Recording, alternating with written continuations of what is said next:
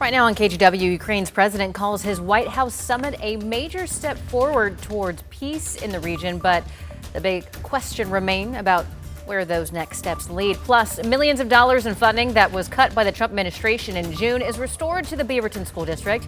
Now the teachers union says its members are breathing a sigh of relief. Our students are going to succeed academically when they receive the funds that they are promised. Then the new lawsuit targeting a major ticket reselling operation.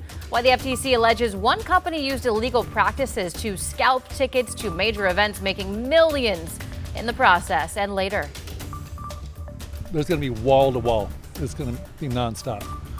It's every one of these parking lots will fill up. The state of Washington is set to welcome its first In-N-Out in less than 24 hours, but the burgers and fries comes with a side of possible traffic concerns. The controversy and craze ahead on the news at noon.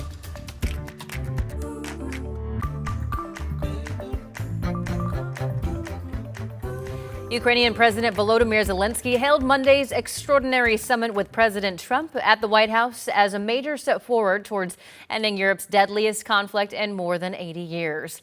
Thank you for joining us here at noon. I'm China Green.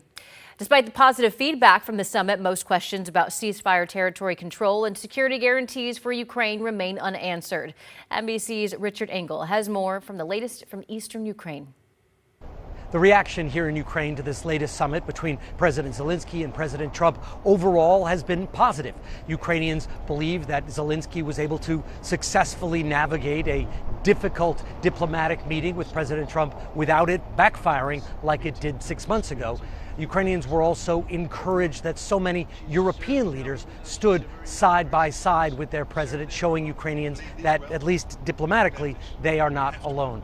Still, there were many unanswered questions, perhaps the most important questions left unanswered about a ceasefire. President Trump has said that he doesn't believe that a ceasefire is a necessary step to achieve long-term peace. That is not a sentiment that most Ukrainians agree with. They would like to see a ceasefire now as Russian attacks continue almost every day in every part of this country.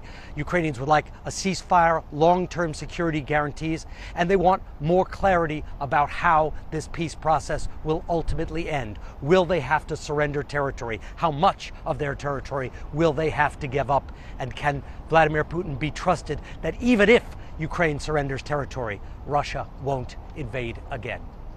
Richard Engel, NBC News, Kharkiv, Ukraine.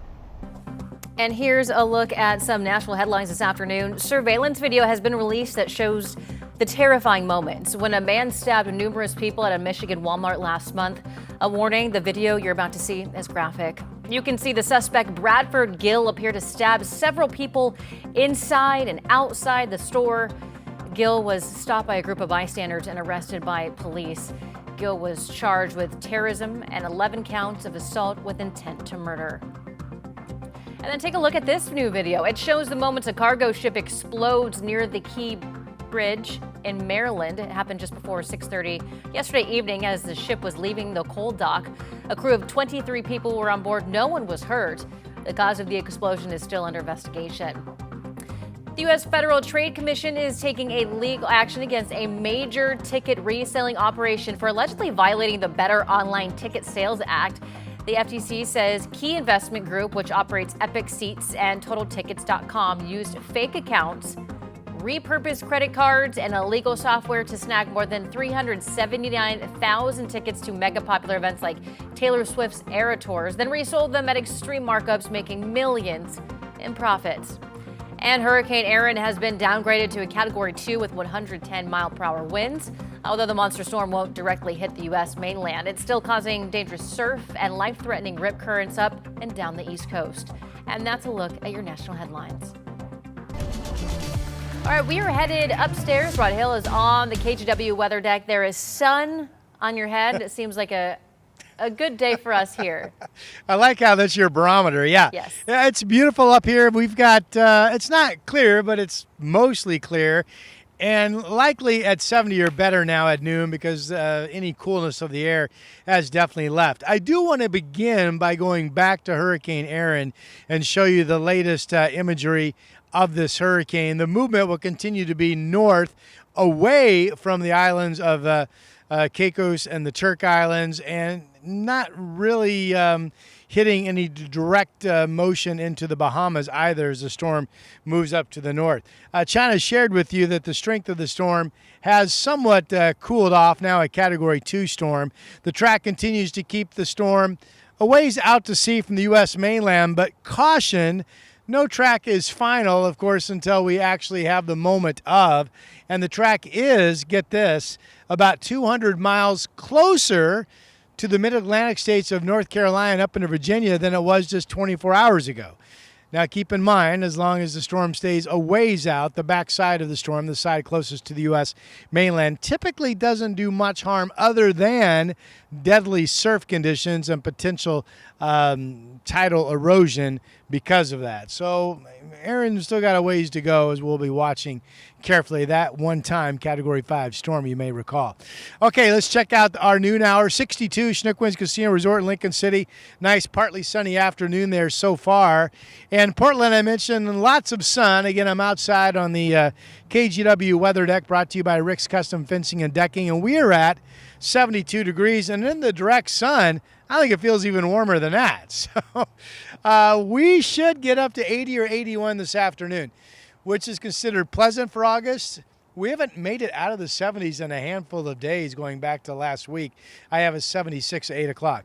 Our number one local story will show up on the 7-day forecast when I see you in about 10 minutes, and that is full confidence that a heat wave will return, and we're talking about temperatures nearing 100 as soon as Friday. That's about 20 degrees warmer than this afternoon will be. More on that coming up, China. Thank you, Rod. We're going to end mail-in voting. It's a fraud. We're going to start with an executive order that's being written right now by the best lawyers in the country to end mail-in ballots. As you just heard there, President Donald Trump says his administration is looking to eliminate vote by mail. Now, vote by mail is the way that most people in Oregon and Washington vote, with local leaders saying it's extremely secure and local voters know about the safeguards. But at a news conference yesterday, President Trump said vote by mail is fraudulent and provides slower results compared to paper ballots. Oregon Secretary of State Tobias Reed says all those statements are false and that states have jurisdiction over elections, not the federal government. President Trump is pretty clearly actively working to corrupt our elections. If he actually understood or cared about American people, he would know that mail-in voting is the best way to protect everyone's right to vote. President Donald Trump also said vote by mail is more expensive. Secretary of State Reed says voting by mail in Oregon is less expensive than votes that require people to show up at a specific time and place.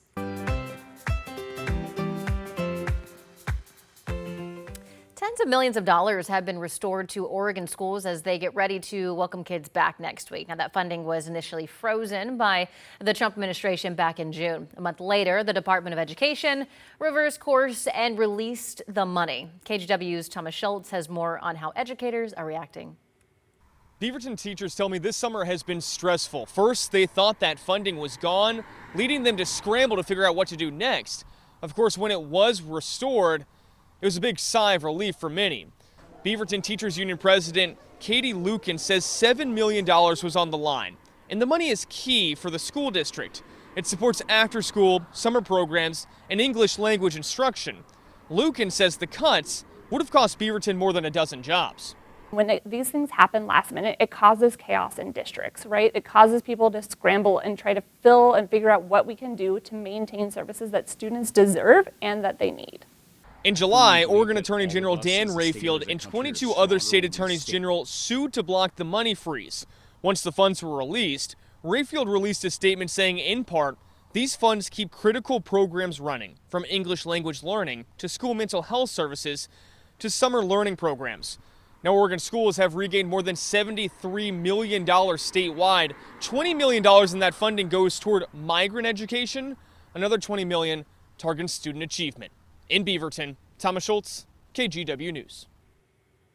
The off-duty Alaska Airlines pilot accused of trying to cut a plane's engine mid flight nearly 2 years ago, has agreed to a plea deal. Joseph Emerson is facing federal charges. Court records indicate that he'll appear in court here in Portland for a change of plea hearing in 2 weeks. Emerson's alleged actions forced a flight heading to San Francisco to make an emergency landing in Portland. His lawyers say that he was taking psychedelic mushrooms at the time.